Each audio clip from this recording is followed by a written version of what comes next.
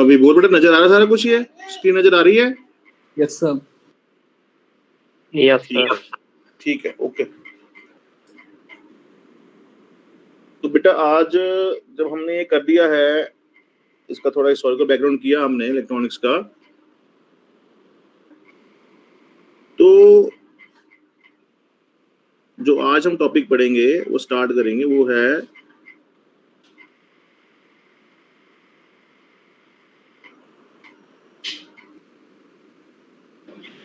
Transistor.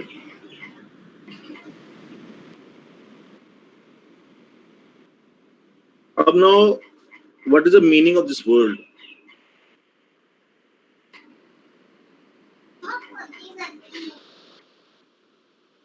Means transfer of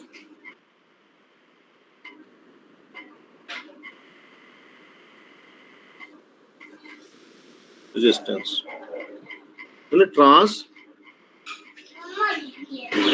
transistor.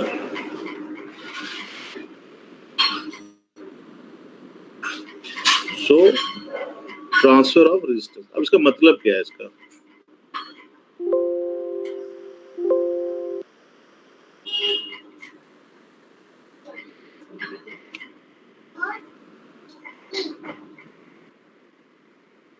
इसका meaning ये है कि अगर हम एक डिवाइस बनाते हैं,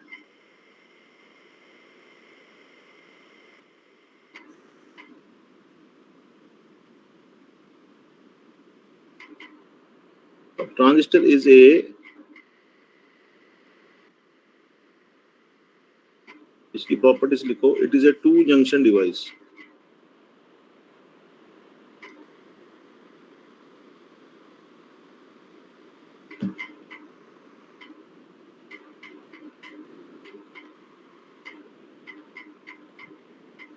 ये junction 1 and junction 2।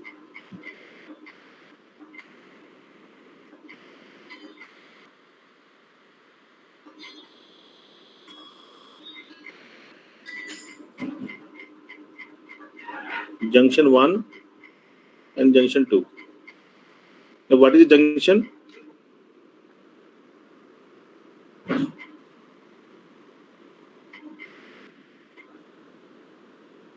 It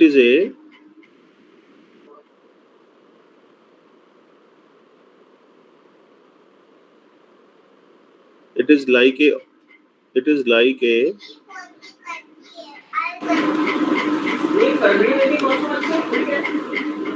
it's like a border between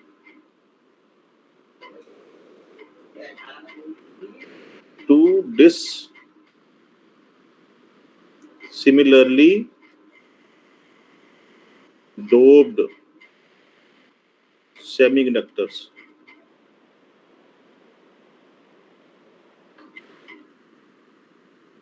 जैसे N है एक साइड P है,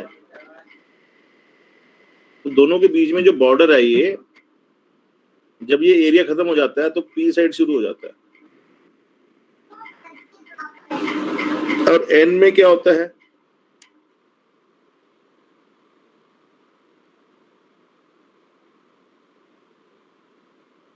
N में क्या होता है? यस, N में होता है मेजॉरिटी इलेक्ट्रॉन्स। सेकंड क्या होता है?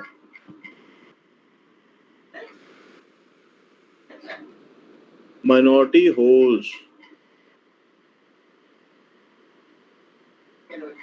थर्ड क्या होता है? सिलिकॉन और जर्मेनियम एटम्स। फोर्थ क्या होता है? इम्प्यूरिटीज। अब इम्प्यूरिटीज दो तरह की हैं, 4A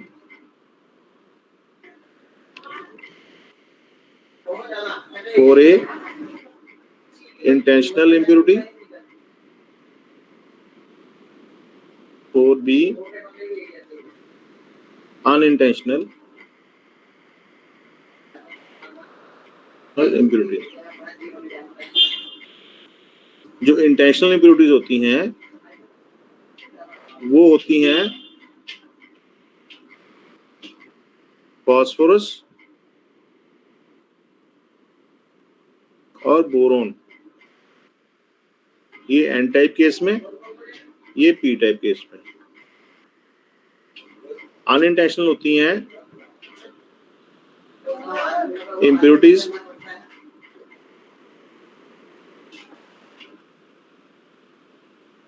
जो ड्यूरिंग मैन्युफैक्चरिंग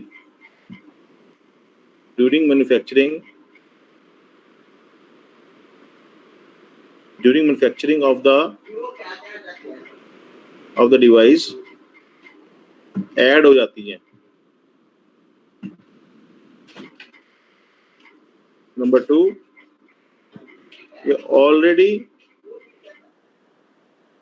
इम्प्योर सिलिकॉन जो नेचर में मिलता है। तो इस तरह की इम्प्योरिटीज भी होती हैं, बट दीज आर अनइंटेंशनल। ये तो आनी आनी है। और जो इंटेंशनल है ये हम खुद करते हैं। अब ये इम्प्योरिटीज क्यों डाली जाती हैं? Why there are impurities?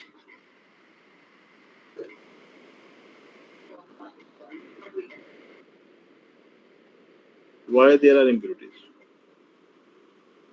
To increase the conductivity of a particular carrier. N or P means electron rich or hole rich.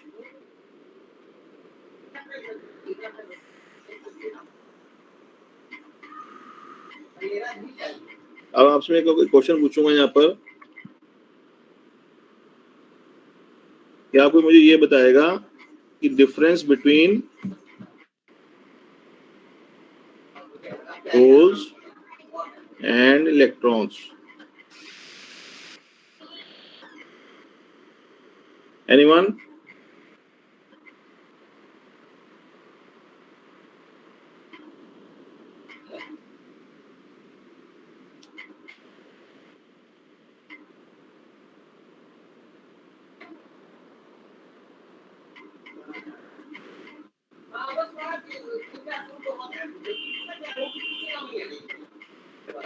Yes, Vibhor?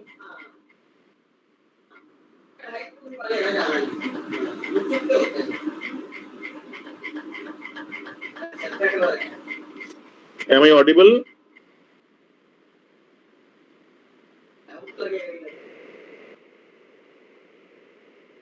Yes. Yes, sir. Swam, Shubham. Yes, sir. You are audible. हाँ बेटा, फिर answer करो, थोड़ा सा तो answer करो। Difference क्या होता दोनों में? अब समझो इसको। What is the difference?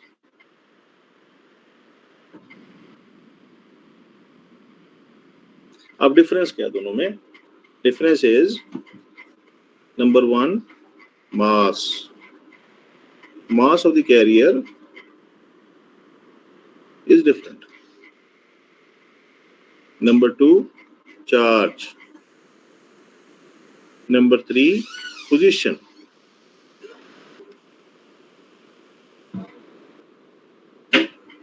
अब क्वेश्चन उठता है कि मास, अब ये, और इससे पहले एक और क्वेश्चन है इसमें कि डेफिनेशन क्या है?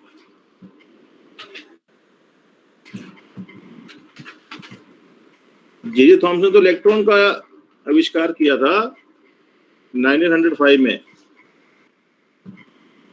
जे थॉमसन ने। होल का तो किसने भी नहीं किया। तो ऐसा क्यों है?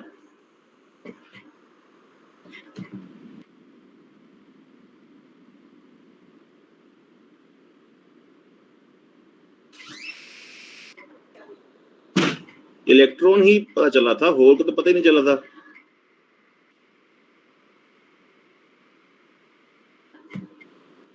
यस सर क्योंकि होल जो है वो एब्सेंस ऑफ इलेक्ट्रॉन है। बेटा पहले नाम बताओ। सर ऋषि। हाँ ऋषि बोलो। सर क्योंकि होल जो है वो एब्सेंस ऑफ इलेक्ट्रॉन है, तो वो कोई फिजिकल एंटिटी नहीं है। एब्सेंस ऑफ, ये बोला आपने? Yes sir. अगर इलेक्ट्रॉन कहीं पर नहीं है तो वो होल माना जाएगा, ऐसा है? सर किसी बॉन्ड, ऐसे ऐसे कहोगे आप कि किसी जगह पे अगर इलेक्ट्रॉन नहीं तो वो होल मान लेंगे उसको? सर अगर किसी बॉन्ड में ऐसा है तो उसको होल मान लेंगे। जी। सर जहाँ पे इलेक्ट्रॉन होना चाहिए और नहीं है उसको होल मान सकता है। जहां पर इलेक्ट्रॉन होना चाहिए वहां पर नहीं है, उसको हम होल मानेंगे, ऐसा? Sir yes. हाँ बताइए सर बैलेंस बॉन्ड। पहले पहले नाम बताया करो बेटा। सचिन तिवारी। हाँ बोलो बेटा, सचिन बोलो। सर बैलेंस बॉन्ड जब ब्रेक होता है वेरी तो गुड। वहां से जो इलेक्ट्रॉन फ्री होते हैं, सर आफ्टर जब इलेक्ट्रॉन जब फ्री हो जाते हैं बैलेंस बॉन्ड ब्रेक होने के बाद, तो जब जब अपना प्लेस छोड़ते हैं वहां पे, तो सर वहां पे एक होल्स क्रिएट हो जाता है। और जैसे जैसे इलेक्ट्रॉन्स एक बैलेंस बॉन्ड से दूसरे बैलेंस बॉन्ड ब्रेक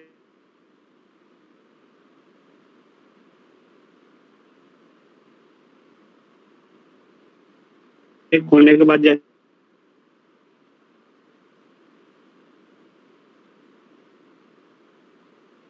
मूव करते जाते हैं ये तो एक होल सेकंड उसके पीछे पीछे बनते जाता है अपोजिट डायरेक्शन में।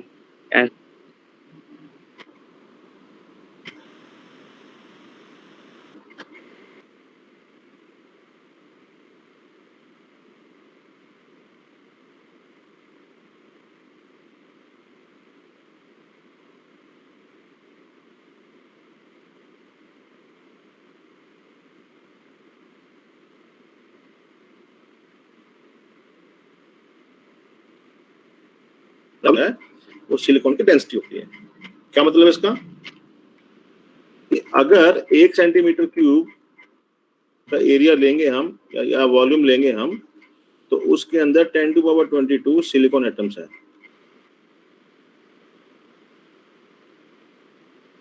इतने सिलिकॉन एटम जो हैं वो कैसे बॉन्डेड है? कोवलेंट बॉन्डिंग है आपस में, क्योंकि सिलिकॉन की जो वैलेंसी है 4 है।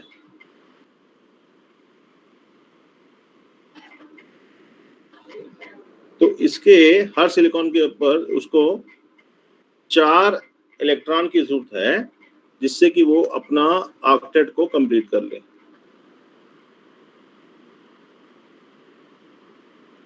और न्यूट्रलिटी प्राप्त कर ले। अब 4 जो हैं, इस तरह से ये सिलिकॉन जो है वो आपस में जुड़ा हुआ है। ये चलता जा रहा, लैटिस है, इधर भी आगे भी पीछे भी चलता जा रहा है।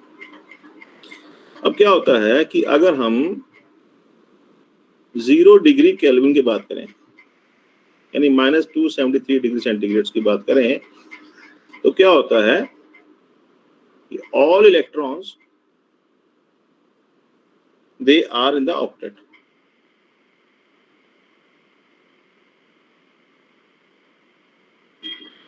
ये बात समझ रहे हो? ये बात समझ रहे हो? Yes sir. Yes sir. ऐसा क्यों है? वाई? क्योंकि क्योंकि कोई उसमें बॉन्ड ब्रेक ही नहीं हुआ। यस। हाँ बताओ नाम, बेटा पहले नाम बताओ। पुलकिता। हाँ बेटा बोलो। सर क्योंकि इस टेम्परेचर पे कोई बॉन्ड ब्रेक नहीं हुआ, इसलिए सारे इलेक्ट्रॉन्स ऑक्टेट के अंदर ही रहते हैं। बॉन्ड क्यों ब्रेक होता है? क्योंकि बॉन्ड ब्रेक करने के लिए हमको उसकी जो बाइंडिंग एनर्जी है इलेक्ट्रॉन की, उससे ज्यादा एनर्जी देनी पड़ती है। ये जो जूल्स हैं इससे ज्यादा देने पड़ेंगे, और ये जो एनर्जी जो है हमें कहां से मिलेगी? हमें मिलेगी थर्मल एनर्जी से। थर्मल एनर्जी क्या होती है? टेम्परेचर से। अब टेम्परेचर तो हमने क्या किया है? माइनस कर दिया है।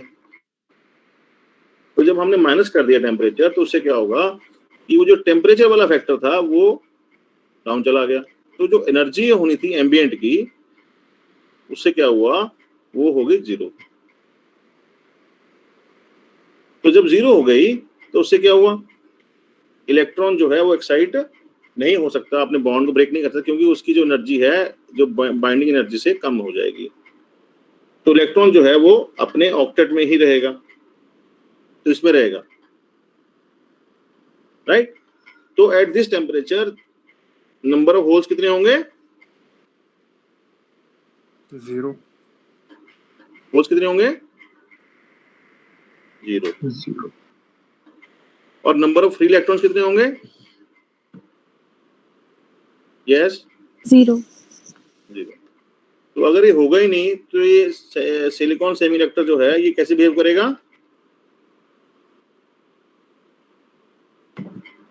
कैसे बिहेव करेगा?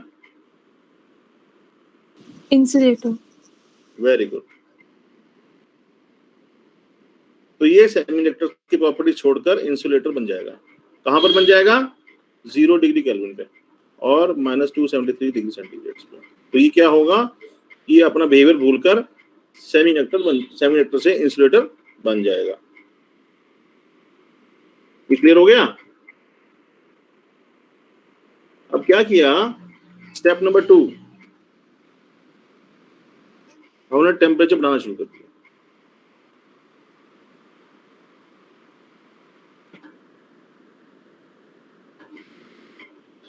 अब टेम्परेचर बढ़ाएंगे तो -273 डिग्री सेंटीग्रेड से बढ़ाते बढ़ाते हम इसको ले आए हैं रूम टेम्परेचर पे। This is your room temperature, RT कहते हैं इसको, राइट। तो इस रूम टेम्परेचर जब हम ले आए हैं, पॉजिटिव में ले आए हैं इसको, तो क्या हुआ? तो जो हमारी जो एनर्जी है, कहां से? कौन सी एनर्जी? Thermal energy. इसको VT भी कहते हैं, ध्यान रखना, VT also called as thermal potential.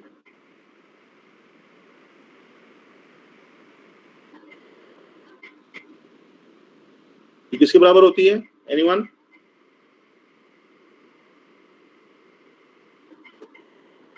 Yes,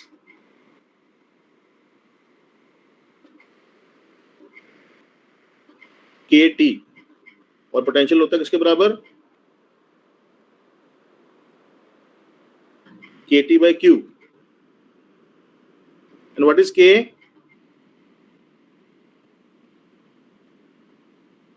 Yes,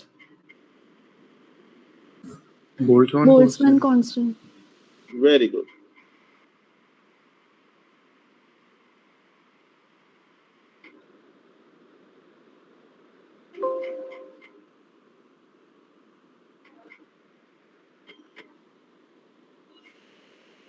It's Boltzmann constant. इसके यूनिट कितने होते हैं?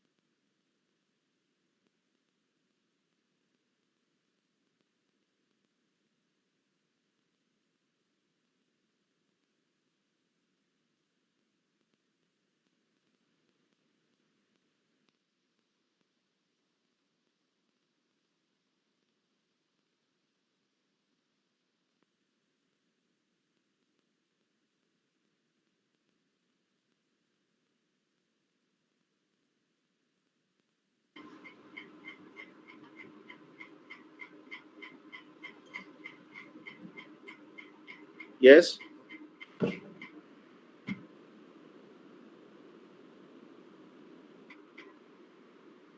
अब उससे क्या होगा? सर स्क्रीन शेयर नहीं है आपकी शायद।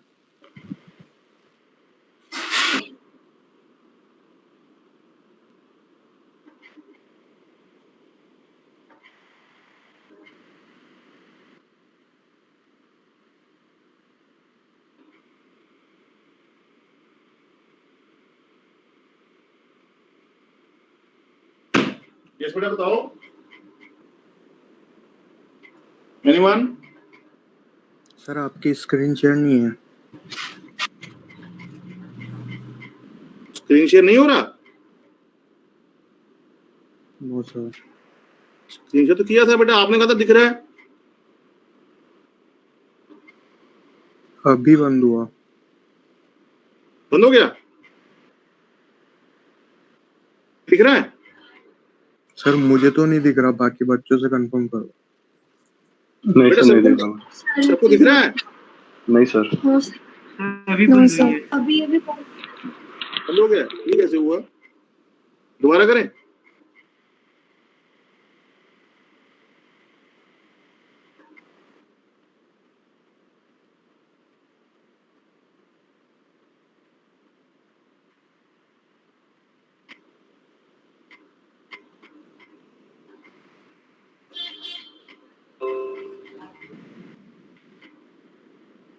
अभी आया बेटा? Yes sir. सर हाँ बेटा अब बताओ।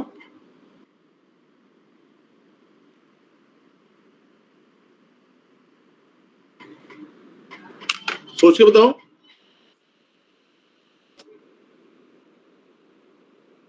सर क्या बताना है, रिपीट करेंगे? डिस्कनेक्ट हो गए थे सर आप बीच में।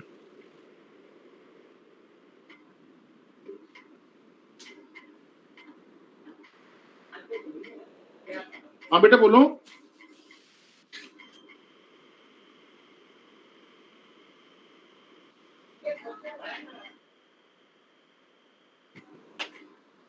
बेटा बोलो, एम आई ऑडिबल?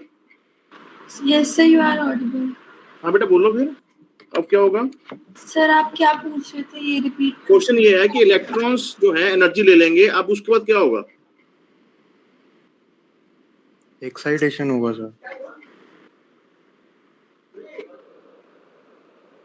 उसके बाद बेटा इलेक्ट्रॉन्स में एनर्जी आया, तो ये जो इलेक्ट्रॉन्स हैं ये यहां से ब्रेक होना शुरू हो जाएंगे।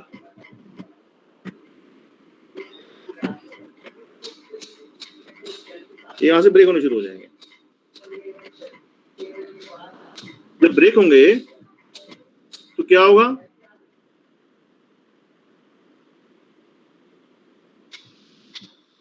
ब्रेक का मतलब क्या है कि अपने जो ऑक्टेट है उसमें से निकल जाएंगे। अब पहले वो उस एटम के साथ थे, अब वो उस एटम से निकल जाएंगे।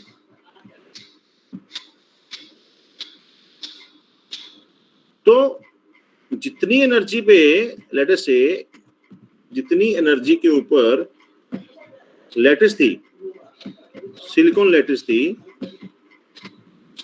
उस एनर्जी से ज्यादा उनको एनर्जी मिल जाएगी और वो एक हाई स्टेट में पहुंच जाएंगे।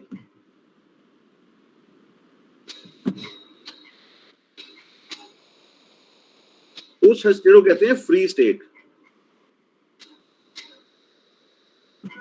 और फ्री इलेक्ट्रॉन्स।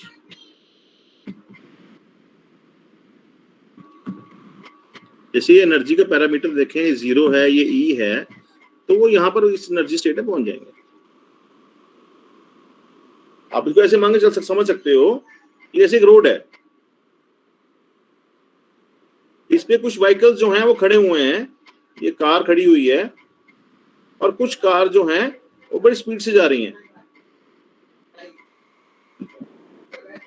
ये बहुत स्पीड से जा रही हैं, बट ये एक v इसको 0 है, इसकी कोई स्पीड v है ये इसके अंदर लैटिस के अंदर ही है, रोड पे है, बट कुछ कारें खड़ी हैं और कुछ कारें जो हैं वो बहुत हाई स्पीड से जा रही हैं। यानी कि लैटिस में एक डिसइक्विलिब्रियम क्रिएट होगा जिसके अंदर कुछ एटम्स होंगे जो फ्री स्टेट में नहीं होंगे, वो रेस्ट स्टेट पे होंगे, और उसके बाद कुछ इलेक्ट्रॉन्स निकलेंगे जो कि मूवमेंट स्टेट्स में चले जाएंगे, हाई एनर्जी होंगे वहीं पर ये, बट उनकी एनर्जी जो है वो हाई हो जाएगी। ये बात समझ रहे हो? वो कोई हाइट नहीं गेन कर लेंगे, वो कोई हाई नहीं चले जाएंगे, उनकी एनर्जीज हाई हो जाएंगी। ये बात समझ में आ गई बेटा? Yes sir. ये बात बेटा बहुत बच्चों को समझ में नहीं आती। वो सोचते हैं कि शायद लैटिस में ऐसे एटम्स पड़े हैं और इलेक्ट्रॉन्स यहां घूम रहे हैं कहीं। ऐसा नहीं है, इलेक्ट्रॉन्स जो हैं वो लैटिस में ही हैं, बट उनकी एनर्जीज जो हैं वो हायर हैं as compare to lattice atoms,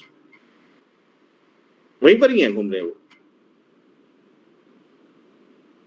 तो this is called as, this is, अब जो फ्री इलेक्ट्रॉन जब हो जाते हैं तो वो क्या छोड़ जाते हैं पीछे?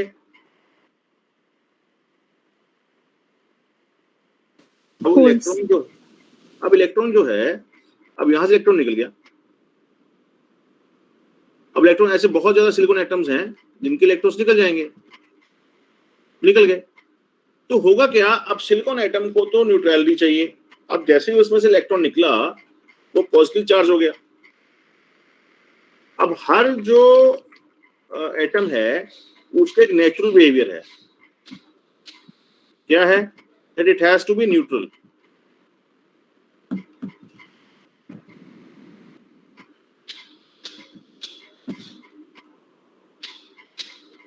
न्यूट्रल स्टेट क्या होती है? न्यूट्रल स्टेट और अनचार्ज स्टेट।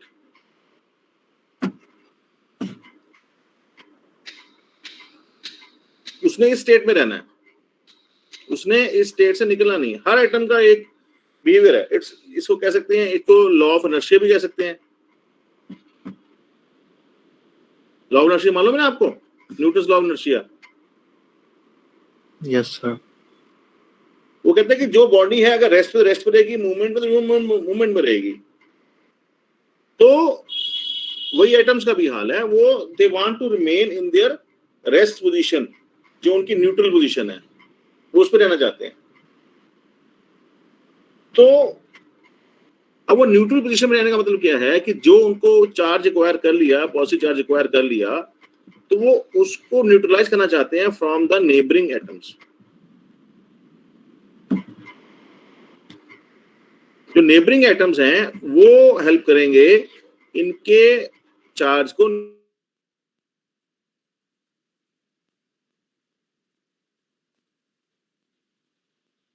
क्यों करेंगे? क्योंकि जो इसमें पॉजिटिव चार्ज क्रिएट हो गया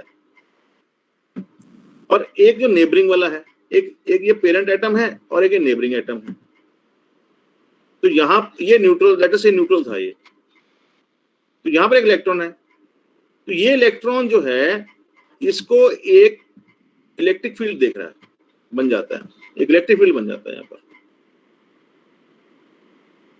it comes under electric field of this charge. ये इलेक्ट्रॉन जो है इस इलेक्ट्रिक फील्ड के अंदर आ जाता है। तो कूलम लोग क्या कहते हैं कि ये इसको जो होल है वो इसको अट्रैक्ट करेगा।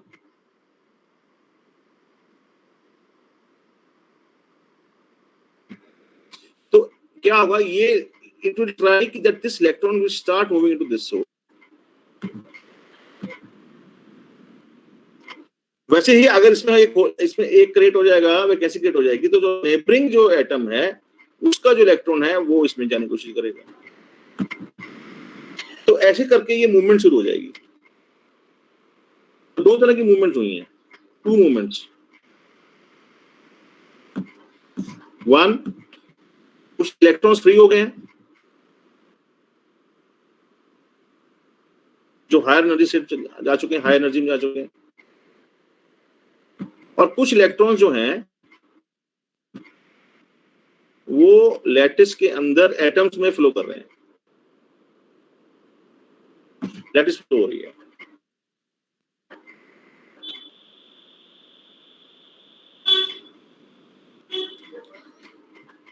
अब जैसे ये समझ में आया कि लैटिस में इलेक्ट्रॉन फ्लो हुए, कुछ हाई एनर्जी चले गए, कुछ आपस में चले गए, तो दो तरह की मूवमेंट्स हुई, एक फ्री एनर्जी मूवमेंट और एक हुई लैटिस मूवमेंट। जो लैटिस मूवमेंट कही गई उसे कहा गया वैलेंस एनर्जी।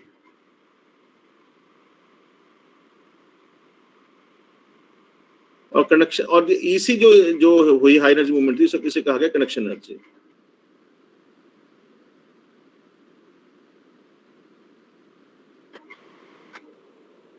अब हुआ क्या है कि इसमें इलेक्ट्रॉन्स फ्री टू मूव है, इसमें electrons are not free to move. अब ये एटम है सिलिकॉन वाला, फिर सिलिकॉन वाला एटम है, फिर सिलिकॉन वाला एटम है, फिर सिलिकॉन वाला एटम है। अब यहां से ऐसे मूवमेंट हो रहा है, एटम टू एटम मूवमेंट है।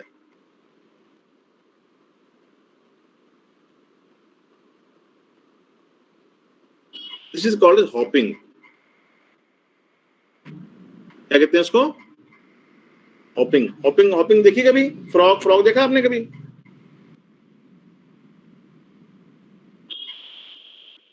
फ्रॉग कैसे हॉप करते ना, हॉप, फ्रॉग मूवमेंट, वो हॉप करता है ऐसे, वो hopping hopping, this is hopping. तो वो ये इसमें हो रहा है, दिस इज कॉल्ड हॉपिंग। अब सबसे बड़ी प्रॉब्लम क्या है कि होल्स क्या हैं आखिर में, होल्स क्या है? अब क्वेश्चन उठा क्यों दोबारा से? हम इसको बंद कर सकते थे कि होल्स तो वैकेंसी है, जैसे आपने पहले जवाब दिया होल्स तो वैकेंसी है। अगर होल्स वैकेंसी होते, क्या वैकेंसी का मास होता है? Yes, anyone? No sir. होता है वैकेंसी का मास? नहीं। Yes, no sir. अब वैकेंसी का मास तो नहीं होता तो, लेकिन फिर आपको सबको मालूम है कि होल्स का तो मास होता है, और आपको ये मालूम होना चाहिए कि होल का मास जो है ये अप्रोक्सीमेटली 2 टाइम्स होता है इलेक्ट्रॉन के मास से, डबल होता है। ये तो बड़ा धर्म संकट हो गया।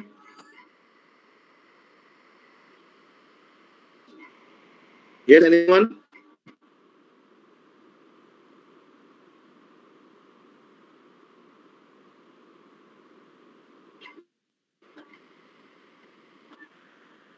अगर होल वैकेंसी है तो होल का मास क्यों है?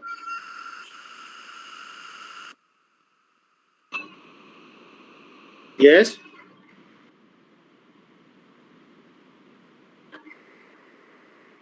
सर और होल अगर का मास मास है, हाँ हाँ बोलो बोलो, नाम बोलो बेटा, कौन कौन बोल रहे हो? सर शुभम नागर। हाँ बोलो बेटा। सर होल का मास इलेक्ट्रॉन के मास से डबल होता है, ये तो मतलब पहली बार सुना है मैंने तो। पहली बार सुना है? ओके, चलो सुन लीजिए, पहली बार सुनो तो सही।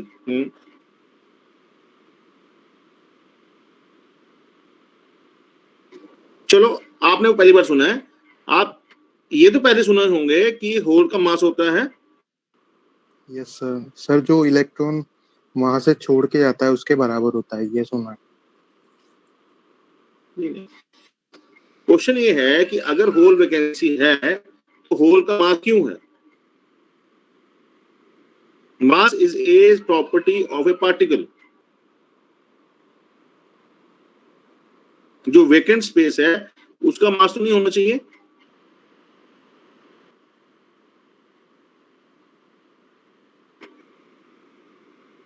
इसका मतलब क्या है कि कहीं हमारा इसको समझने में मिस्टेक है। Anyone else who wants to add? आपने ये भी सुना होगा होल से, चलो टू टाइम्स आपने नहीं पता, पर आपको ये तो सुना होगा कि hole are heavier than electrons. ये तो सुना होगा।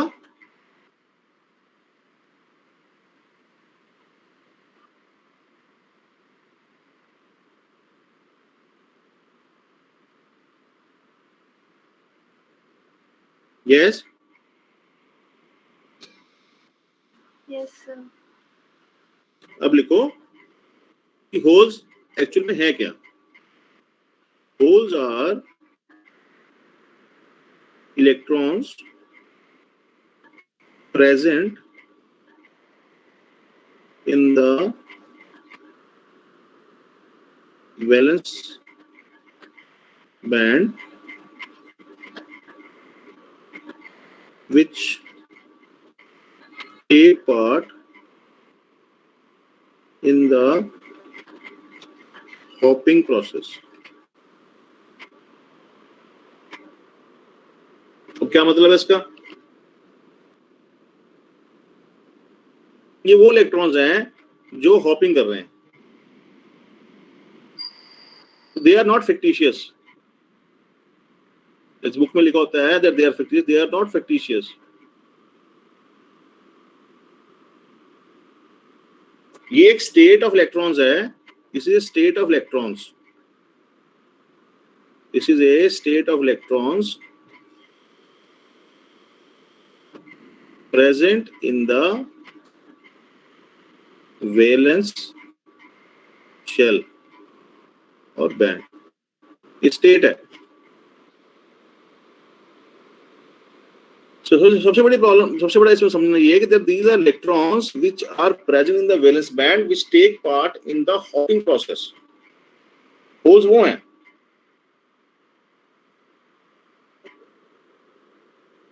अब दूसरा प्रश्न ये उठता है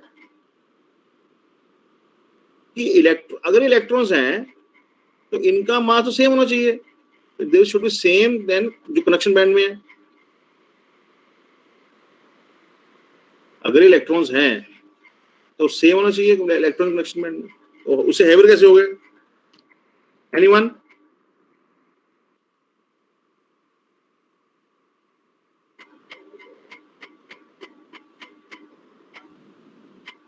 anyone?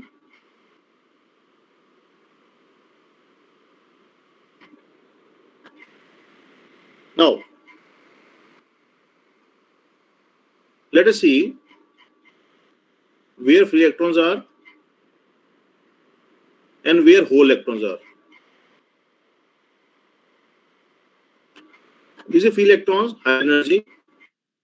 This is lower energy. Now this is nucleus.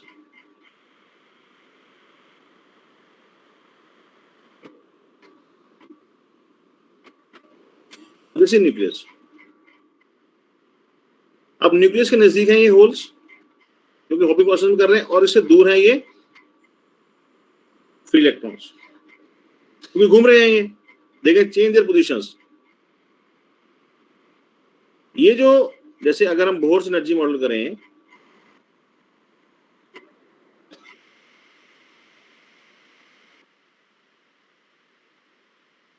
जैसे E1, E2, E3, E4, तो हायर द एनर्जी तो वो it will go farther from the nucleus.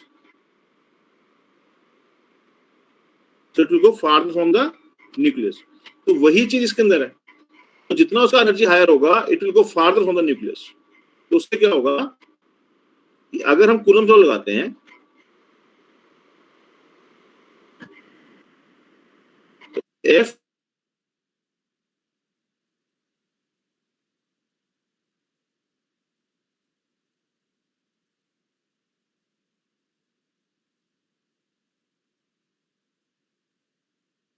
Is force का बहुत कम है, यानी कि दैट इज 0 है और इन पे मैक्सिमम है।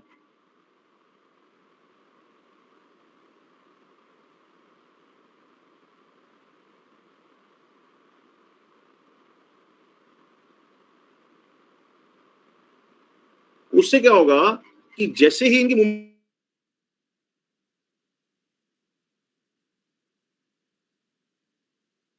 मूवमेंट होगी, जो मूवमेंट है, मूवमेंट ऑफ चार्ज तो पॉसिबल ही नहीं है। जो कंडक्शन बैंड की है वो तो पॉसिबल है, इधर जा सकता है, लेकिन जो वैलेंस बैंड में है वो मूव नहीं कर सकता। क्यों? क्योंकि इसके ऊपर जो चार्ज है, इसके ऊपर जो फोर्सेस हैं वो बहुत ज्यादा स्ट्रांग है।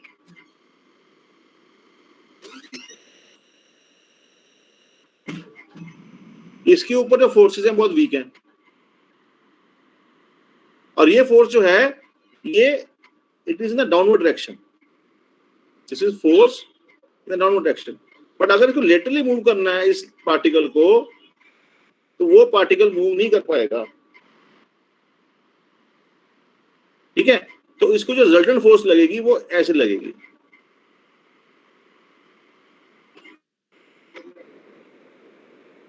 लेकिन जो ये वाला जो पार्टिकल है जो फ्री इलेक्ट्रॉन हो चुका है, इसको जो फोर्सेस हैं ये ही लगेंगी, ये वाली फोर्सेस जीरो हैं क्योंकि बहुत हाई एनर्जी स्टेट पे है।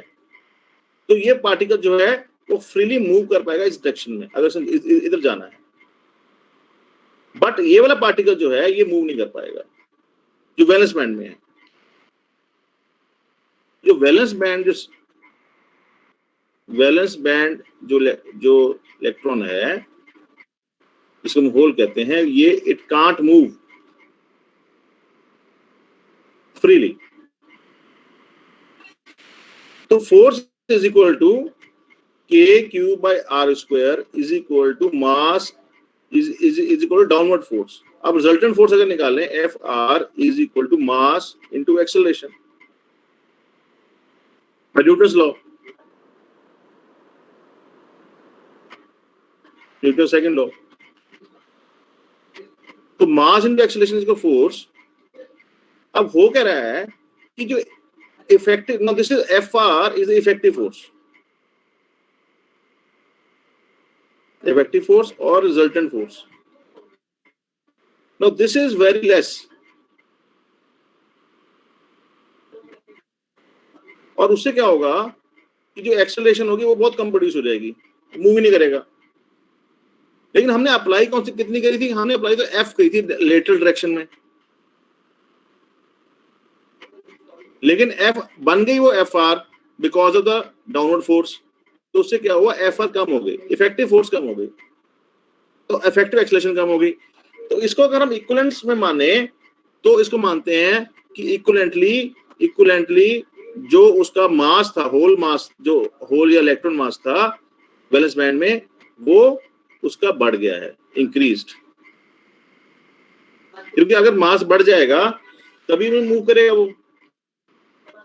Therefore holes are effectively heavier than electrons.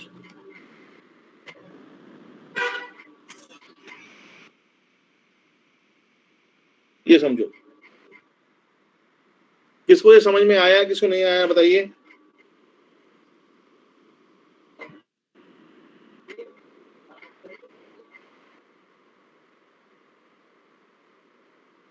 अच्छा, किसको समझ में आया ये? आ गया सर। आया बेटा समझ में सबको? Yes sir. कॉन्सेप्ट बेटा मुश्किल नहीं है, बट ये कि थोड़ा सा बेटा आपको इसमें कंसिडर ये करना पड़ेगा कि जितनी हमने अप्लाइड फोर्स की थी वो अप्लाइड फोर्स से वो कम हो गई फोर्स होल्स के ऊपर, और जिससे अगर कम होगी फोर्स तो उससे क्या होगा कि वो मूवमेंट नहीं कर पाएगा क्योंकि उसको बैक ड्रैग मिल रहा है न्यूक्लियस से, और उससे क्या होगा कि वो it will appear to be heavier than the electrons in the conduction band. तो ये बात ध्यान रखो, एक होल्स जो है वो फिक्टिशियस पार्टिकल नहीं है, दे आर रियल पार्टिकल्स जो है बेसिकली इलेक्ट्रॉन होप करते हैं, वही होल्स हैं।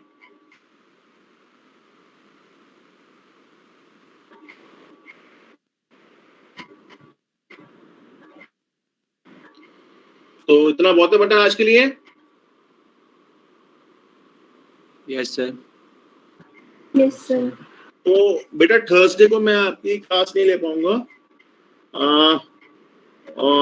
सॉरी वेडनेसडे को, वेडनेसडे क्लास है ना बेटा, आपकी वेडनेसडे क्लास नहीं ले पाऊंगा मैं, और थर्सडे वाली क्लास जो है मैं आपकी क्लास लूंगा सैटरडे को, क्योंकि I am not available on these 2 days, Wednesday and Thursday ना। हाँ, सेकंड को वेडनेसडे थर्सडे है ना, सेकंड को, हाँ सेकंड को, और वेडनेसडे वाली क्लास लूंगा मैं, सेकंड को और थर्ड को नहीं क्लास ले पाऊंगा, वो सेकंड क्लास आगे ले ली है, और थर्ड वाली क्लास जो है मैं फोर्थ लूंगा। Is it fine? ओके बेटा? Yes sir. Thank you sir. Okay बेटा, गॉड ब्लेस यू।